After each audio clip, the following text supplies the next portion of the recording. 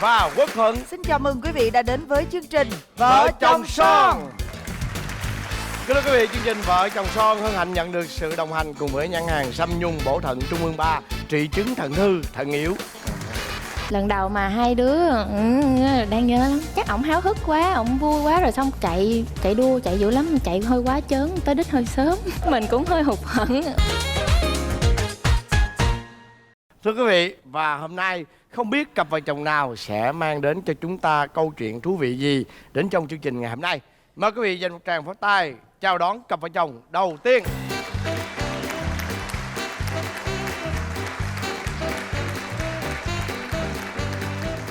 Xin giới thiệu quý vị khán giả, Thuận và bạn này đã từng đóng chung một bộ phim, đã từng ăn dầm nằm về trên đoàn phim. Phải nói là lâu lắm rồi mới gặp lại em. Bữa nay chị bị ngạc nhiên á là Sao vậy?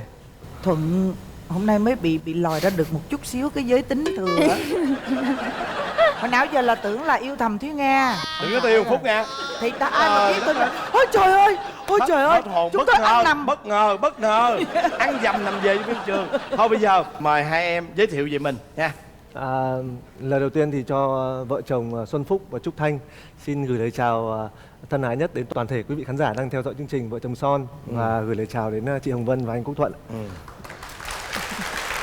Tên đầy đủ của mình là Nguyễn Xuân Phúc, sinh ngày 24 tháng 3 năm 1992. Thì mình đang là diễn viên điện ảnh truyền hình, công tác tại thành phố Hồ Chí Minh và cũng sống chung với chị sư tử của mình. Ở nhà em giữ hay sao vậy mà anh nói là chị sư tử gì? Em bị mang tiếng mà giờ không có miếng thì cũng kỳ, thôi lỡ mang tiếng thì mình làm luôn chứ sao. Rồi mời em. Dạ em xin tự giới thiệu, em là Trúc Thanh, bằng tuổi với Phúc và em đang làm nhân viên văn phòng. Sao mà ông cua được nhân viên văn phòng xinh đẹp gì vậy Phúc? Em nhường cho vợ em phát biểu ạ. Trước khi làm nhân viên văn phòng á, là em cũng có đi đóng quảng cáo. Thì hai người cùng đóng quảng cáo chung với nhau. Em cũng là cô dâu, Phúc là chú rể. Ông lúc đang thả thính em á, thì là ổng đang yêu một cô chưa có dứt. Sau này yêu rồi mới khai. Sau này còn dám gan kể lại với em là nhưng mà anh yêu cô kia có một thời gian ngắn chưa kịp sơ múi gì người ta nữa. Em giữ kín cho anh một tí. có một cái thời gian ngắn gọn là anh ấy đã bắt cá hai tay. Thật ra thì cái khoảng thời gian đó là cái khoảng thời gian mà em bắt đầu bước chân vào thành phố Hồ Chí Minh lập nghiệp. Gọi là mới quen được cô bé ở ngoài Hà Nội được khoảng một thời gian cũng chưa được dài, chưa được lâu lắm. Nhưng sau đó là xa mặt cách lòng mà. Em nghĩ là chắc là cái duyên cũng chỉ đến thế thôi. Yêu cái cô bé đó là yêu xa đúng không? Lúc Dạ, đó đúng là rồi. Em ở đây rồi, cô ở ngoài. Dạ đúng Trong rồi. khi cái tình yêu gần nó đẹp quá, khó cưỡng. Thôi coi như không ai trách em đâu. Vậy đi. Rồi bao lâu thì các em mới chính thức quen nhau? Kể từ cái ngày mà tụi em quay chung cái TVC với nhau á, tháng rưỡi 2 tháng là tụi em chính thức yêu nhau. Vậy thì cái thời gian mà yêu nhau á, em có sợ anh ấy là sẽ say nắng với một cô nào khác không?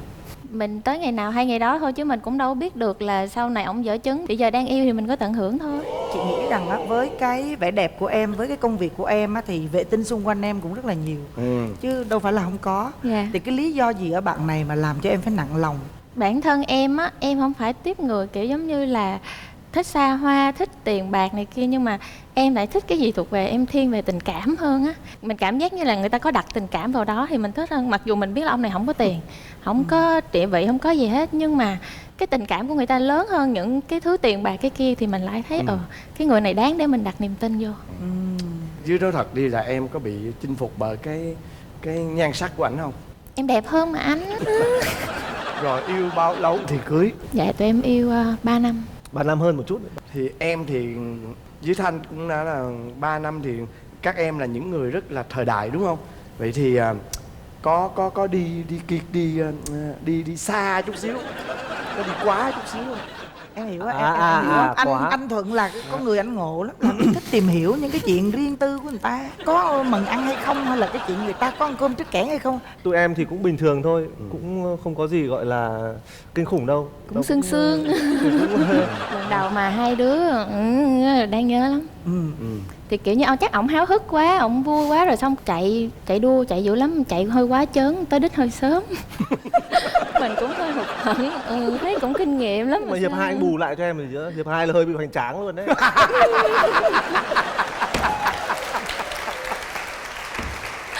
Em Đá đồng- 2 hiệp luôn hả? Em đồng cảm quý vị. Không, tôi 1 hiệp à. thì hiệp 1 là mình hơi bị chủ quan, mình hơi bị khinh địch ấy, cho nên là mình hay bị ấy nó hơi bị Anh cảm xúc nó hơi bị thăng hoa quá. Đấy, hiệp 2 thì em biết địch như nào rồi, thì em bắt đầu em lựa. Đấy, em luồn lách. Đấy. Nói chung là hiệp 2 thì mình cũng bắt đầu mình bung sức, mình Nói chung là hiệp chiến 1 thuật để mình cho tốt hơn. nó như chạy ru đai vậy thôi. Thôi đừng có bàn luận vấn đề đó nữa. Chút xíu hai đứa vô trong bàn luận. Rồi bao lâu thì các em cưới? Tụi em chính thức kết hôn vào ngày mùng 1 tháng 10 năm 2018. Các em có tật xấu nào lòi ra không? Em lấy giấy ra em đọc tật xấu rồi vậy? Dạ em lấy giấy em lau mồ hôi ạ. Em lau cho vợ em. Bình tĩnh nói nha em. Rồi, ai nói trước nào? Để em nói. Chắc kể tới tối. Thứ nhất là ẩu lắm. Tức là kiểu như đàn ông á đi toilet hay gì thì mình dỡ cái nắp cái bồn cầu lên đi, trời đi cứ vương vãi xung quanh đó, là bây giờ em ra cái điều phạt luôn. Cứ như vậy là đánh 20 cây. Tức là nằm sấp xuống. Em lấy cây em đánh. Đâu mà lần nào, tức là thi thoảng thì đàn ông anh em mình mà chắc anh cũng hiểu. Xỉn. Nhiều khi xỉn hoặc là nhiều khi mình cứ hơi lơ đễnh trong cái chuyện đó thì có thể Trời, mình quên. sao? Thì lúc đầu thì bà này bái dọa là anh mà còn như thế nữa là em sẽ phạt anh 20 cây. Thì em cứ nghĩ là chắc là bà ấy giỡn mình thôi, thì kệ. Thế là lần sau mình quên nên cầm cây chổi và đi vào, mặt rất là căng thẳng. Anh nằm sấp xuống. Cái gì? Bắt bằng được em nằm sấp xuống giường, đánh mà em quắn hết cả mông lên, toát hết cả mồ hôi. Mà đánh đến cái thứ 10 mấy rồi, bảo thôi em ơi, anh xin lỗi, anh đau lắm rồi, đừng có đánh nữa. Đánh đến cái thứ 15 rồi em bắt đầu em cáu, bảo đã bảo là không đánh nữa mà. Vẫn cứ đánh bình thường, vẫn phải chịu. 20 cây luôn. 20 cây, lần nào cũng thế. Hoặc là ví dụ mà em có làm gì có lỗi, em dỗ mãi mới được. Dỗ xong bỏ qua rồi, lại bắt em ra nằm sấp xuống cái giường, cầm đánh. Là em vẫn phải chịu. Còn gì nữa không? Cũng vẫn liên quan tới chuyện ở dơ. Rồi nhiều khi ở nhà cả ngày ấy, xong mà không đi tắm, chiều tối là bắt đầu có mùi chua chua rồi. Cứ nằm bấm điện thoại không biết em đang nhìn đâu, móc nát xong hửi tự nhăn mặt. Tật nữa là ví dụ như em đang cúi em lấy đồ không, hay là em đang lấy quần áo, hay em làm cái gì mà em cúi á, đứng tụt quần vỡ ra, xong rồi lấy cái mông đẩy vô. Ở đâu cũng làm trò đó. Thì bạn này cũng trả thù em. Ví dụ mà em không để ý là em ra cái tủ quần áo thì nó có nhiều ngăn, thì em đứng em lúi húi em chui đầu vào, em tìm, em moi em tìm. Bà này ở dưới, bà bất thình lình bà lên, bà ấy chọc một cái từ dưới lên. Thế là em đau quá, em nhói người lên thì lại đập đầu vào cái ngăn tủ. Mà chơi rất là ác. Mà lúc đấy là mình vừa tức mình vừa buồn cười, mà nó thốn ở đâu hết thốn. Đau lắm. Trời ơi. Thôi còn gì đâu. Ổng có mê cái gì không? Mê cái này chắc cũng nhiều người. Chắc anh không biết anh Thuận có mê không? Anh mê JV lắm. Trong điện thoại có một list các cô diễn viên phim Nhật, thuộc hết tên cô nào trên Làm Instagram. sao mà thuộc được em, anh không nhớ, anh ghi ra đấy thôi. Lúc nào mình tìm thì mình lên mình search, chứ làm sao mà anh nhớ được. Trên Instagram là follow tất cả những cô đó, và lúc nào cũng thấy like quá trời mấy cô đó luôn. Xong rồi ba vợ chuẩn bị đi Nhật, xong ngồi nói chuyện ăn cơm, kêu ba đi sắp đi Nhật đúng không, ba qua đó ba mua giùm con mấy cái đĩa, mấy cái tạp chí phim này là kia đó, để con về con làm kỷ niệm. Ba em nói thì sao? Em kêu lao. Nhưng mà ổng cũng mắc cười. Nhưng mà là coi chung với em mà đúng không? Dạ không, em đâu có coi. Lén coi mình vậy đó Coi hả? mình xong rồi lưu lại mình, rồi tự sướng một mình thôi, không biết. Tự sướng Cái gì? Anh coi để anh tham khảo. Sao anh không ngờ em lại vậy luôn á Phúc? Không, em thì em coi để em tham khảo. Vì về mình còn phải học cái cách thế nào để làm cho vợ cảm thấy vui, cảm thấy hạnh phúc. Đấy. Vậy sao? Thì em tự sướng gì, anh biết tự sướng gì đâu. Thì chắc là fan của thánh nữ đúng không? Thì ai cũng có thần tượng mà anh. Rồi bây giờ tới em nè. Giờ em có tật xấu không? Được cái là hai vợ chồng cũng rất là đồng điệu với nhau. Chắc chắn là tật xấu thì không hề thua kém em đâu. Cái đầu tiên thì em nghĩ có lẽ là chơi rất là ác. Là khi mà hai vợ chồng đi trung tâm thương mại hay đi siêu thị thì có cái thang cuốn. Nên hai vợ chồng nắm tay nhau rất tình cảm. Chồng ơi, chồng à. Cái gì? Làm cái pốp một cái. Mà em không dám kêu luôn á. Điếng luôn hả? Điếng người luôn á. Mà bao nhiêu người xung quanh nhìn Mà cũng quất cười đằng trước hay sao? Có đằng trước anh. Có đằng sau có gì đâu mà quất. Mà lúc đó bụm cũng khó nữa đúng không? Chính lúc đó thì mình chỉ biết đấy. Mình cũng đâu thua gì nhau đâu hả? Rồi tiếp đi Phúc. Rồi em có trả thù không? Em nghĩ là cũng giống nhiều đôi vợ chồng thôi. Nhưng mà em chắc là em nghĩ là em có một cái style riêng. Ví dụ như là ăn cơm hay là ở trong phòng với nhau chẳng hạn, chắc là mình có cái khả năng ở bên trong ấy, là em có thể tích trữ hơi được rất là lâu. Em căn được cái lúc đó ấy. Bà này bảo vừa uống nước xong cái em giơ súng lên rất là to. Đó. Hoặc là đang nằm trong chăn ấy, em giơ cái chăn lên thôi, rồi em dí súng vào đầu, bùm một cái em chạy luôn. Gì ăn cho hết, mở máy lạnh mà, phòng mở máy lạnh mà, Ăn cho hết luôn ăn á. cho hết luôn. Vợ chồng đẹp đôi mà có những cái trò quá ư thú tính. Chưa kể là bà này là tức là sáng ra là hai vợ chồng luôn luôn là dành cho nhau những cái nụ hôn rất là tình cảm. Thì em luôn luôn em hôn vào trán hay hôn vào má, thì bà này bà mới chơi lại mình, thế là chu môi lên, thơm môi cũng được, thơm môi cái chưa kịp phản ứng gì bà ấy đùn một ít nước miếng ra ngoài miệng. Và em rất ghê cái trò đấy, mà lần nào cũng chơi cái trò đấy với em rất là bực. Mình vừa hôn chụt cái ghê nhất hết ở mồm.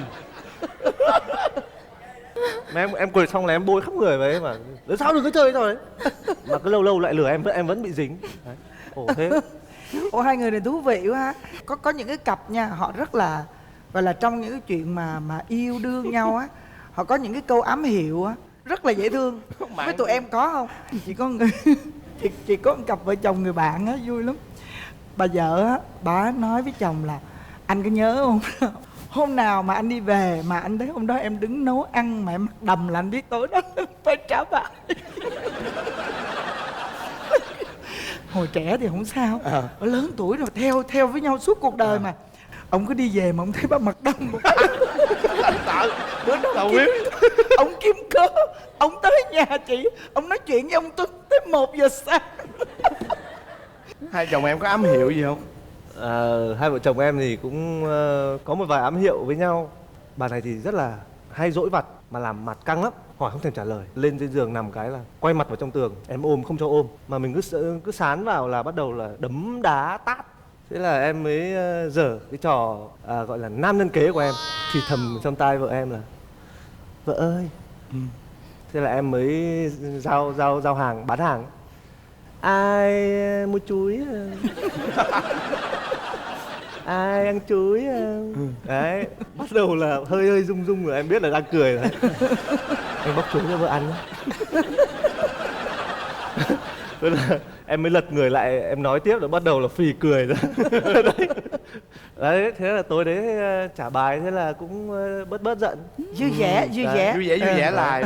đó. Thôi có cái tật là hai vợ chồng là sáng ngày hôm sau toàn hay trêu nhau là hôm qua vợ bị sao đấy, phê quá à? phê quá đấy. Cứ đánh trống lảng mà ai biết, đâu có chuyện gì xảy ra đâu đấy. Lúc nào mà không để ý nằm chơi mà hôm đấy mà em muốn ẻn tí thì em mới nói với vợ em là vợ ơi, vào hang bắt cọp không vợ? Cái gì? Vào hang bắt cọp không vợ? bắt cọp. Tối nay kêu vợ liền. Anh mà ngồi mà khai thác hai vợ chồng em chắc là nói chắc tới tối tới khuya luôn đúng không? Bởi hai vợ chồng em đang rất là son. Nhưng mà thôi bây giờ thì đến cái phần gọi là mong muốn thay đổi. Thanh, em mong muốn ông xã em thay đổi điều gì? 4 năm rồi Phúc vẫn vậy á, cũng không có khác gì. Mọi thứ nó thành thói quen của em rồi. Em nghĩ là nếu mà một ngày mà ổng không như vậy nữa em nhớ em buồn ấy. Cho nên là thôi thì cứ thế thôi. Như Không vậy cần thay đổi gì. Thế còn em muốn bà xã em thay đổi điều gì? Em thì em cũng chẳng muốn gì nhiều đâu, ngoài cái chuyện là vợ em bớt đánh em và cho em tăng cái tiền hàng ngày cho em lên. Nhiều khi là mọi người nhìn thế này thôi không biết đâu, chứ em cũng mong manh dễ vỡ lắm. Ví dụ mà vợ đưa cho 100 hay 200 mà đi mua đồ ấy, còn tiền lẻ là em hay phải tự em đút túi, em không về trả lại. Mà mừng lắm đúng không? Mừng chứ anh. Hôm nào được tiền thừa nhiều là mừng lắm. Chuyên gia ăn cắp tiền của vợ. Lén là thấy nhiều khi em đang trả tiền ăn, xong em đang bấm điện thoại em không để ý á, là người ta thối tiền là tự lấy xong im nhét luôn. Em cũng biết là em hay quên đó, là cũng quên luôn. Xong hồi sau em nhớ là em xài cái này có bao nhiêu đây sao thiếu, ta cũng im không nói một tiếng nè. Ủa nó nghe nè, hai bạn có con chưa? Dạ chưa. Mới 7 tháng mà. Tụi em cũng cứ để tự nhiên thôi, khi nào tới thì tới. Còn chứ quá trẻ mà. Nhìn cặp này dễ thương quá trời Đẹp luôn. đôi Ngay quá. vừa đẹp về hình thức, đẹp về nội dung rồi á, là hai bạn lại gọi là quá hợp với nhau về tất cả mọi phương diện. Chương trình đó là chỉ biết chúc các bạn cứ như Tận thế này hưởng cuộc mãi, sống. thiệt là hạnh phúc. Khi nào mà muốn có con thì tự động trời sẽ cho các bạn. Dạ, cảm ơn anh chị. Em cảm ơn. Xin chào Phúc, chào Thanh nha. Dạ. Ơn quý khán giả. Cảm ơn hai đứa. Giờ anh thương em không? Anh thương em thì anh qua ngày kia ba mẹ qua cưới em đi. Vừa mừng mà vừa lo nữa. Qua chị một cái rồi bỏ cuộc. Em chấp nhận đánh cuộc với cuộc đời em vậy đó. Chút nữa chúng ta sẽ gặp lại cặp vợ chồng đáng yêu này. Còn bây giờ mời quý vị chúng ta dành một tràng pháo tay thêm nữa để cùng chào đón cặp vợ chồng thứ hai. Rồi lên, đây. Em ngồi đi. Dạ rồi. Ngồi ở đây rồi, không cần phải có cái nạn nữa nha. Yên vị rồi, không sao cả nha. Chào đón hai vợ chồng bạn. Dạ. Hai bạn ở đâu? Dạ, vợ chồng em đang ở quận Bình Tân, thành phố Hồ Chí Minh. Rồi họ có xem chương trình Vợ Chồng Son này liên tục không? Dạ có nhiều lắm á. Xem nhiều lắm á, mà ước gì có một ngày được lên đó. Mà giờ thành sự thật rồi đó. Vậy hả? Rồi, mời hai bạn giới thiệu về mình. Dạ, em tên là Nguyễn Minh Trung. Dạ, em đến từ quận Bình Tân, thành phố Hồ Chí Minh. Nghề nghiệp của em là bán kẹo kéo. Buổi tối á, hay đi bán quán nhậu đồ để hát cho người ta nghe. Với mình bán kẹo với lại bán vé số, hai thứ luôn. Ai mua gì mua. Thế hôm nay bây giờ trước khi vợ mình giới thiệu thì bây giờ em có thể hát tặng cho chương trình một bài hát được không? Dạ được, nhưng mà không biết hát dở, mọi người đừng chơi nha. Bây giờ nè, chưa biết ai hát dở hơn ai à. Cô hát dở lắm á nha. Dạ. Rồi, mời. Dạ. Dẫu biết đôi ta đã từng trải qua bao nhiêu năm thiết tha yêu như vậy mà bây giờ lại xa lạ. Con đường tình giờ anh một mình đánh lặng thinh, nhìn em bước tay cầm tay vui đùa cùng với ai. Ánh mắt đôi môi ta đã chót trao, nhưng tại sao đến hôm nay lúc hiện tại em đã không còn đợt nhẫn này. Bên cạnh người tình mới em đã quên rồi, để anh khoác lên thân mình màu đơn côi. Chúng đã từng hứa nhau cho đến muôn đời sau. Thôi được rồi. Mời em. Dạ chào chị Hồng Vân, anh Quốc Thần với chào quý vị khán giả đây. Dạ. Em tên là Nguyễn Thị Mỹ Hương. Hôm nay em 31 tuổi, là nội trợ. Dạ. Cho chị hỏi nè, trước đây là các bạn làm nghề gì? Em có tham gia vào một cái hội sở hay là hội đoàn gì Dạ, không? có em có tham gia vào hội thanh niên khuyết tật thành phố. Ờ. Cũng là đang là vận động, hai vợ chồng đang là vận động viên cử tạ thể thao khuyết tật. Hai nói cái nè, em là cử tạ được bao nhiêu ký? Dạ chắc 150 á. Trời đất ơi. Thiệt luôn á. Em tập tạ lâu chưa? Dạ cũng 8-9 năm rồi đó. Vậy hả? Dạ, Hôm đúng nào rồi. là muốn luyện viên cho anh Thuận nha. Ủa rồi còn em được bao nhiêu ký? Đẩy được bao nhiêu ký? Em đẩy được 75 kg. Ồ, vậy là em bưng được anh Thuận đó. Đúng không? Rồi bây giờ chúng ta cho khán giả cũng như chương trình được biết rằng là các em Lần đầu tiên gặp nhau ở đâu? và tình yêu các bạn chớm nở như thế nào? Dạ hồi năm cũng cỡ chắc 15 tuổi hay 16 tuổi gì đó. Em với vợ em có tham gia một cái gọi là khám với mổ từ thiện do thành phố tổ chức dành cho người khuyết tật. Rồi xong rồi cái em gặp vợ em lần đầu tiên, một cô gái wow, nhìn như là wow tuyệt vời, quá đẹp. Nhưng mà vào chân chân thì lại khác hoàn toàn.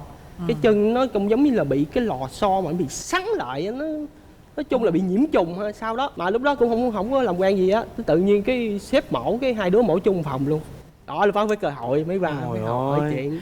Thế còn Hương gặp anh này Hương thấy làm sao? Dạ cũng ấn tượng luôn. Ảnh là ảnh cho mà xin gom để ăn. Ảnh nói là em ăn xin gom đi. Giờ cái em cũng vẫn lấy bình thường luôn mà không có để ý. Ai là người chủ động tỏ tình người kia? Em không à. Thì cái người đi cho xin gum là biết rồi. Gặp là lại cho đi chứ không có nhận về rồi đó. Em lúc đó là em nói chuyện hoài mà thấy vợ không để ý gì hết trơn á. Rồi xong rồi cái trước khi xuất viện á, em có hỏi mẹ của vợ em là ủa nhà cô ở đâu, hỏi nhỏ nhỏ thôi. Nhà cô ở ngay chỗ bến xe miền Tây á. Ôi chết rồi, nhận ra mình. Rồi cái xin địa chỉ luôn để về mình xuất viện về mình có gì mình qua thăm, với bộ qua thăm gì đó nói chuyện tiếp. Nói chừng qua thăm mình nói chuyện mà toàn nói chuyện với bà là vợ không. Cô ấy đâu? Trốn đi ghét á. Tức là trốn suốt luôn, không có gặp luôn. Không có gặp. Về mới xuống hả? Nhưng mà sao vậy, em ghét ổng hay sao? Dạ không thích. Không thích. Rồi em cứ sợ em trốn ở trên Trốn. Mà sợ ổng lắm. Mà mẹ vợ thì nói nó đi chơi đâu rồi con ơi, nhưng mà em về mình dắt cái chân thò xuống vậy nè, bỏ thò xuống vậy mà nó đâu chơi rồi. Rồi xong rồi em có bỏ cuộc không? Cũng mấy tháng sau thấy qua ngày nào cũng qua thấy không có kết quả gì, thôi cũng bỏ cuộc luôn. Rồi xong bao lâu thì tụi em gặp lại nhau? Nói chung là gián đoạn thời gian cỡ 5-6 năm lận á. Cái gì? Lâu lắm á. Coi như bỏ qua một bên đó là lúc đó là nói chung là em là buông chải nhiều lắm, em đi làm đủ thứ chứ, có khi em làm công nhân nữa đó.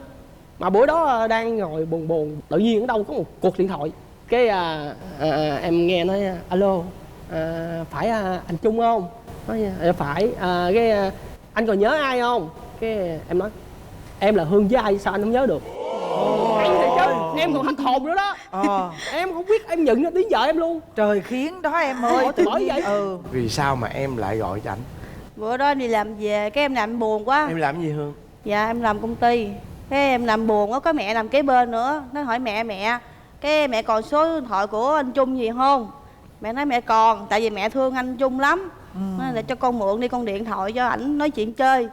Cái em mới nói là hả, giờ anh thương em không? Anh thương em thì anh qua ngày kia ba mẹ qua cưới em đi. Trời con ta đi trước về sau. Rồi em nhận được câu trả lời của anh ấy thì sao? Cái anh nói vậy, anh nói với ba mẹ rồi xong rồi coi ngày nào thì qua. Vậy đó hả? Dạ. Ủa, nhưng mà lúc đó em nghe mà vợ em nói là anh về nói ba mẹ qua xin cưới em thì cái cảm xúc em sao? Trời ơi, cái đó là cũng vừa mừng mà vừa lo nữa. Lúc em có bồ không? Lúc ấy Đúng ngay đó, thời điểm đó có bồ không? Đó nói thiệt ra thì cũng có quen với một cô bé. Nhưng mà cô bé đó là quen với mình, nhưng mà sau này cổ có bồ rồi, cổ với bồ cổ chia tay, cổ mới quay lại đúng thời điểm với vợ luôn, là ra yêu cầu là anh qua nói chuyện với bà ngoại em đi, để cái gì hai đứa mình đến với nhau. Cũng là hai bên luôn, Hai cái lời đề nghị đó hai luôn. cái lời đề nghị luôn. Thế rồi cuối cùng em xử lý sao nè? Cuối cùng rồi em suy nghĩ vậy, giống như cái đó là em đánh cược với cả cuộc đời em hay sao á. Nhưng mà em biết tính vợ em, nói gì là làm liền, còn mà qua chuyện một cái như bỏ cuộc. Không thôi thôi luôn tâm đó. thôi luôn. Em chấp nhận đánh cuộc với cuộc đời em vậy đó. Rồi là em đồng ý. Đồng ý luôn. Ông có mời ba mẹ ông qua nhà em không? Dạ có. Rồi lúc đó em sao? Thì em cũng nói thì cũng bình thường thôi. Đó, con người bình thường từ đầu Có đến cũng như bình thường thôi. Tức là em không hề có tình cảm gì với Trung? Dạ không có gì hết. Em biết mà, em biết vợ em không có tình cảm với em mà. Nhưng mà em sẵn sàng, em sẽ nói cưới rồi về từ từ tình cảm em sẽ tạo tình cảm đó với vợ em lần. Wow. Em tự tin vô bản thân. coi như là sau đó bao nhiêu lâu thì cưới? Nhanh lắm, chừng tháng cưới rồi.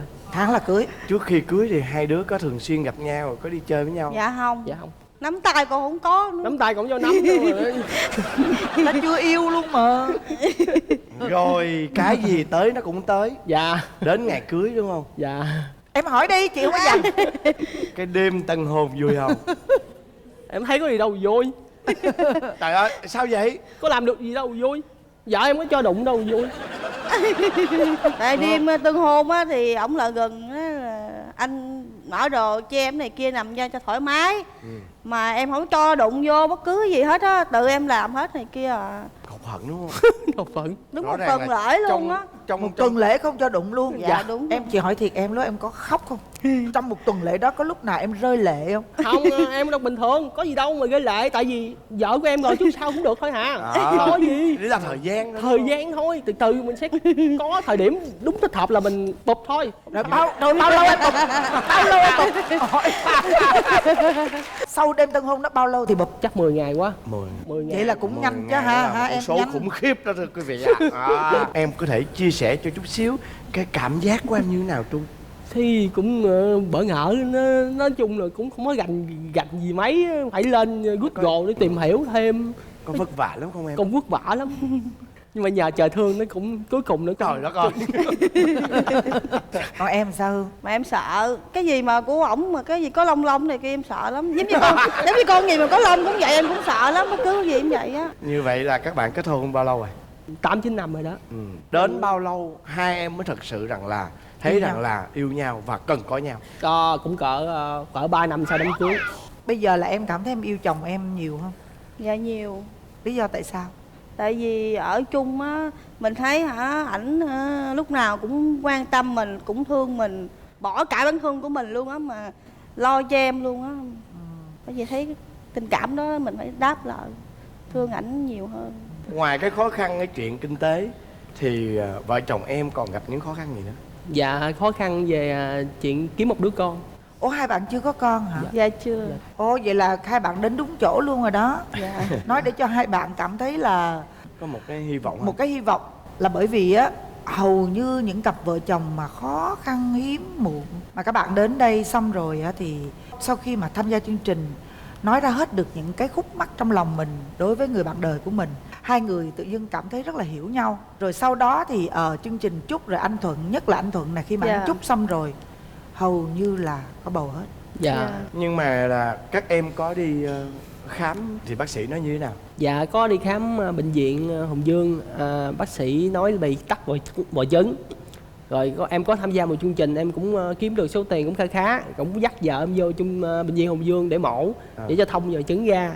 Mổ nó nằm đó trong đó cũng từng lại em nuôi đó. Là lâu chưa? Ở đây cũng cỡ mấy tháng rồi.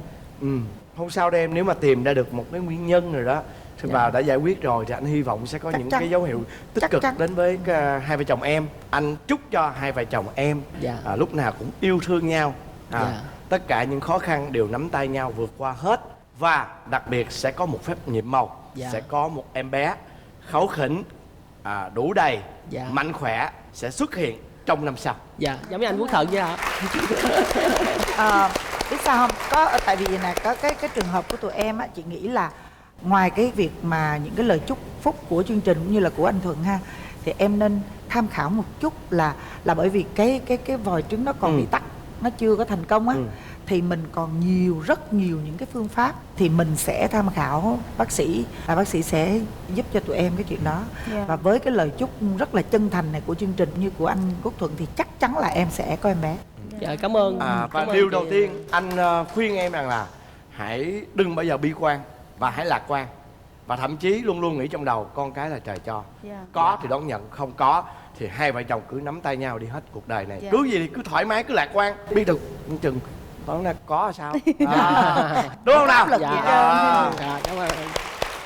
Rồi bây giờ nãy giờ vui cũng có, nói chung là nó buồn chút xíu cũng có, đúng không? Dạ. Thôi giờ tới cái chuyện này mới vui nè, cái chuyện này ai cũng thích chân nè. Bánh nhà lòng nóc chợ đó. Bánh nhà lòng đốc chợ, kể tật xấu ra đi. Ổng có tật xấu gì không Hương? Đại hội vạch mặt. Dạ có. Tật xấu mà đau đớn không? Số đau Ở đớn. dơ, chơi game. Ở dơ sao tả đi. Trời ơi, ở dơ lắm. Em mà đi làm về hay gì kêu rác nên là anh ơi dọn giùm em đi, em đi tắm. Xong rồi em ra em dọn phụ anh. Để đây chút xíu anh dọn cho.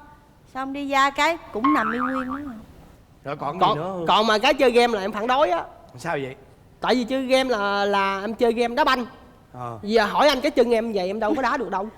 Em phải chơi game đá banh, em đá bằng tay cho nó cỡ như là Nói chung là Mình em cũng đam mê đá banh. đam mê đá banh, hâm mộ đá banh lắm. Nhiều khi lúc trước chưa có vợ 2-3 giờ sáng thức coi đá banh á. Từ khi có vợ đâu dám thức nữa đâu, ngủ luôn. Chồng em có lãng mạn không? Có tặng bông tặng hoa gì thường xuyên không? Dạ không. Mỗi lần đi chở đi ngang cái thấy bông á, anh ơi bông đẹp quá anh ơi. Nói vậy thôi à. Cũng thôi à, đi luôn. Đi luôn. Đi ăn đi em ơi. Em nói bông chi? em nói Uổng thôi tiền. giờ mua cho em bông, thôi anh dắt em ăn 2 tô phở cho nó lành luôn cho rồi. Em nói vậy không á. Rồi bây giờ tới em nói cô ấy có tật xấu không? Trời nóng lắm á, nóng như là Trương Phi vậy á. Mỗi lần mà cãi lộn hay gì là hay đập đồ. Nhưng mà em có chiến thuật hay lắm. Mỗi lần mà cãi lộn đúng không? Em chở xe ngoài công viên hay là chỗ nào vắng vắng người á, chỉ có 2 đứa thôi, rồi em cứ thoải mái em chửi anh gì chửi tao đã đi. Có mình anh nghe thôi. Và muốn đập không có bông hoa gì đó đập đi rồi thôi. Rồi nấu ăn ngon không? Rồi nấu ăn mới cưới về. Em nói anh mùng 3 Tết làm con gà, mẹ em đâu biết đâu, mẹ em cứ nói con Hương làm cho mẹ con gà để cúng. Cái vợ em cầm cái dao ra đứng vậy nè, xong rồi ngó con gà, xong rồi dòm em nói ủa cái gì vậy em đó? Trời ơi em thấy con gà em sợ quá anh ơi, sao em làm được? Cái nói sao em sợ vậy? Em thấy nó lông nhiều quá em sợ. Nó sợ lông của Sợ lông, từ sợ đầu lông. Hương nó nói nó Con sợ nào có lông. lông là nó sợ à? Cái em nói ủa vậy hả? Anh đâu có biết đâu, thôi vậy kêu ba anh làm xong rồi hồi kêu nấu nồi cháo đi. Vợ em nó không có chịu khai ra là không biết nấu ăn, đại rồi đi cũng nói giờ để em nấu cho. Wow, nấu xong rồi lên cái nồi cháo á, trời ơi nấu cháo mà 3 chén gạo. Trời ơi trời. Xong rồi kiếm con gà, kiếm cái đầu đâu không thấy cái đầu đâu hết trơn á. Em thấy cái đầu em sợ em giật rồi. Tại vì em ngu tưởng tượng lắm. Cái con gì mà em thấy nó dòm em dòm nó em thấy tưởng tượng chặt cái đầu bỏ trước rồi. Mà cha là phải ăn cái đầu. Chỉ mỗi lần là cha hỏi cái đầu đâu rồi nói cha ơi, con xin lỗi con lỡ chặt cái đầu bỏ không. Cha ngồi cha cười. Rồi em thì ở dơ, mà vợ em có ở dơ không? Trời ơi, vợ em là thuộc loại là cực kỳ sạch. Chút xíu bụi gì cũng ý kiến cũng la mắng em hoài. Sạch sẽ đến mức là trên người em mà chỗ nào có lông nhiều là bà kêu cạo hết đi. Tức là bạn nó tóm lại là sợ lông thôi. Rồi còn cái gì nữa không? Thôi bắt người ta vạch mặt nhau hoài à. Không phải thấy dễ thương quá. Thật Ừ. ra các em kể về tật xấu Ôi. của người kia mà anh thấy rất là đáng yêu. Rồi bây giờ thì là Trung, em mong muốn vợ em thay đổi điều gì? Dạ em muốn vợ em thay đổi là bớt nóng tính lại. Rồi mình phải nên kiềm chế, biết tiết chế lại chút xíu. Đừng có để cái độ nóng mà nó lên tới gọi là 100 độ C. Rồi thứ hai nữa là cười nhiều xíu. Mặt lúc nào cũng căng căng à. Sao? Ăn đi. Đó, vậy đó. Vậy đó. Mặt căng lắm, nó nổi Cười dễ thương dễ sợ. không chứ cái cười. này là anh xin được tiếp lời Trung xíu rằng là em hãy nên cười. Bởi vì gương mặt em cười rất đẹp. Xinh đúng lắm không? luôn á. Rồi còn em mong muốn anh ấy thay đổi điều gì? Mong anh ấy là sẽ là quan tâm đến em nhiều Căng hơn, lại đó. bớt chơi game lại, Đó. ở sạch chút xíu, tập thể dục đi cho bụng ốm lại. Vậy rồi, nhiêu đó là em nhiêu đó thôi. Giờ nói lại lần nữa y chang vậy nha, mà Mà nói cười. kiểu khác. Em mong muốn anh quan tâm em nhiều hơn, bớt chơi game lại. Trời ơi, nổi da gà quá. Tại ông quen hết 9 năm đúng không? Giờ nè, Hương nãy có nói là Trung chưa bao giờ mà thể hiện một cái hành động lãng mạn hay có một lời nói hay một cử chỉ gì đó. Thì hôm nay nhân đến chương trình Vợ Chồng Son, và đặc biệt là trong cái giây phút này, em có muốn nói điều gì với vợ em không? Nhìn vợ mình đi. Nhân tham gia chương trình này có mặt anh Quốc Thuận, chị Hồng Vân và cả khán giả. Tuy hai vợ chồng mình có nhiều lúc cũng khắc khẩu, có những cái quan điểm trái ngược nhau, nhưng mà em hãy yên tâm, anh lúc nào cũng yêu em. Nắm tay Mà có đi. sửa đổi không? Có sửa đổi không? Anh sẽ sửa đổi vì em. Rồi, hứa nha. Đó, rồi ôi đó cười dịu dàng đó, hứa nghe. Chương trình đó cũng xin chúc tụi em nè, Dạ. hạnh phúc nè, chắc chắn sẽ có em bé, trai Dạ. gái gì cũng được. Dạ cũng được. Đến với gia đình tụi em nha. Dạ. Dạ. Rồi cảm ơn tụi em rất nhiều. Dạ cảm ơn. Rồi. Bây giờ sẽ là phần kiểm tra hữu ý và bốc thăm may mắn. Chúng ta có các phần quà như sau. Trước tiên đó chính là một phần quà đến từ Sâm Nhung Bổ Thận Trung ương 3, trị chứng thận hư, thận yếu. Sâm Nhung Bổ Thận Trung ương 3 là sự kết hợp của nhân sâm cao ban long, nhung hưu và hơn 20 loại dược liệu khác. Và món quà thứ hai đó chính là một bộ sản phẩm kiều sắc Trung ương 3 giúp tăng cường nội tiết tố nữ, hỗ trợ làm giảm các triệu chứng của thời kỳ tiền mãn kinh như bốc hỏa, nám sạm da, suy giảm chức năng sinh lý nữ. Và món quà thứ ba đó chính là một cặp đồng hồ dành tặng cho hai vợ chồng đến từ thương hiệu SR Watch. Và món quà thứ tư đó chính là một miếng cước chùi nồi kèm theo một phần quà là thương hiệu bánh bông lan Pura Deli. Và bây giờ là phần kiểm tra hiểu ý. Các bạn nghe kỹ câu hỏi nha, đâu lưng lại. Chồng của bạn sợ con gì nhất? Trời ơi, chồng của bạn chứ không phải bạn nha. Hương là tôi biết Hương sợ gì nhất rồi đó. Mời hai vợ chồng quay ra. Chồng của Hương sợ nhất con gì? Con rắn. Không sợ con gì hết. Rồi, con rắn nó không có lông. Bị la nữa rồi. Rồi bị la rồi. Bây giờ chồng của Thanh sợ gì nhất? Con vợ. Quay qua. Vợ. Với đáp án vừa rồi thì hai vợ chồng Thanh và Phúc sẽ được ưu tiên chọn một trong 4 màu sắc này. Chọn đi. Màu vàng ạ. Màu vàng. Vợ chồng em thích màu gì? Dạ, Thôi màu đỏ. cuộc đời mình màu đỏ, chơi màu đỏ luôn. Màu đỏ. Một bên màu đỏ, bên màu vàng. Chị màu gì? Chị màu xanh. Tôi màu hồng. Màu hồng đó chưa? thì ok. Bây giờ Quốc Thuận và chị Hồng Vân mở trước nha. Mời quý vị khán giả.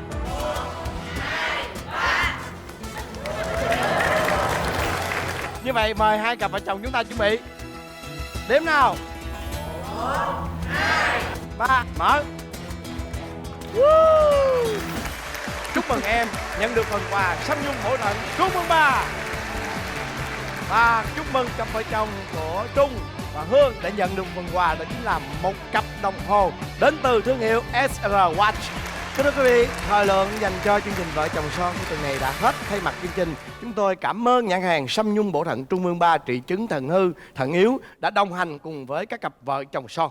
Từ nay ngoài phiên bản truyền hình, quý khán giả còn có thể theo dõi Vợ chồng son phiên bản radio trên tần số FM 99,9 MHz trên VOH vào lúc 9 giờ sáng thứ Tư hàng tuần. Và chúng ta sẽ gặp lại nhau hàng tuần vào tối Chủ nhật lúc 22 giờ với chương trình Vợ chồng son trên kênh HTV7.